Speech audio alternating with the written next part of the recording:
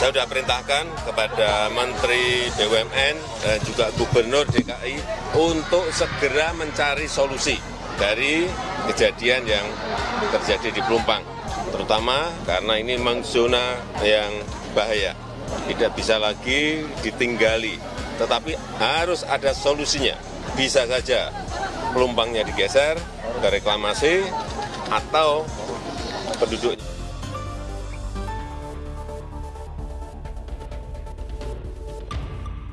Kasus meledak dan terbakarnya depo Pertamina Pelumpang di Jakarta Utara yang memakan korban jiwa 19 orang itu semakin melebar. Akhirnya baru terbongkar kalau banyaknya korban jiwa di kasus terbakarnya depo Pelumpang itu karena mereka termakan kontra politik Anies Baswedan waktu Pilgub DKI tahun 2017 lalu. Warga yang tinggal di sekitar depo Pertamina itu sebenarnya warga ilegal yang dulunya mereka seharusnya tidak boleh tinggal di sekitar depo Pertamina karena itu sangat berbahaya. Sejarah depo Pertamina Pelumpang itu berawal dari tahun 1968 ketika Pertamina membeli lahan seluas 153 hektar di Tanah Merah, Jakarta Utara. Di tahun 1974, Pertamina mulai memagari kawasan itu untuk dibangun depo. Sebenarnya, sejak awal Pertamina sudah menetapkan kawasan berbahaya untuk tinggal di sekitar depo, tapi masyarakat pelan-pelan dan mulai datang dan tinggal di sana sehingga dari 153 hektar lahan yang dibeli dan dimiliki oleh Pertamina, akhirnya mayoritas malah ditinggali orang-orang yang datang ke Jakarta dari berbagai daerah. Masalah ini tidak pernah mau diselesaikan sejak awal karena Pemprov DKI Jakarta tidak pernah tegas melarang warga untuk tinggal di sana sehingga Pertamina lah yang akhirnya menjadi terdesak. Sudah banyak analisa betapa berbahayanya kalau di sekitar depo Pertamina itu ada permukiman warga. Bagaimana misalnya kalau ada teroris yang meledakkan depo Pertamina, apakah warga di sekitar tidak jadi korban kalau depo itu akhirnya meledak dan terbakar? Dan ini pernah terjadi di tahun 2008.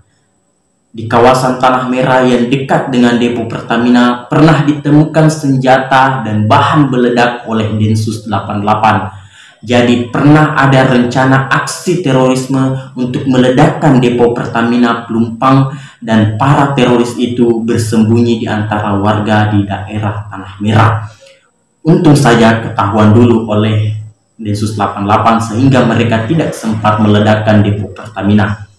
Kasus ditemukannya senjata dan bahan peledak di Tanah Merah itulah yang membuat Pemprov DKI Jakarta di era Fauzi Bowo sempat berpikir merelokasi warga di Tanah Merah itu. Bahkan pernah diusulkan untuk memperlebar zona aman antara depo dan permukiman penduduk itu jaraknya sekitar 200 meter.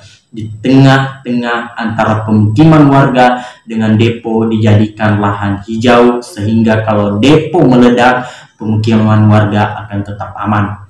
Bahkan pernah ada rencana penggusuran rumah warga supaya mereka mundur 50 meter dari depo Pertamina, tapi rencana hanya tinggal rencana, tidak pernah dilaksanakan.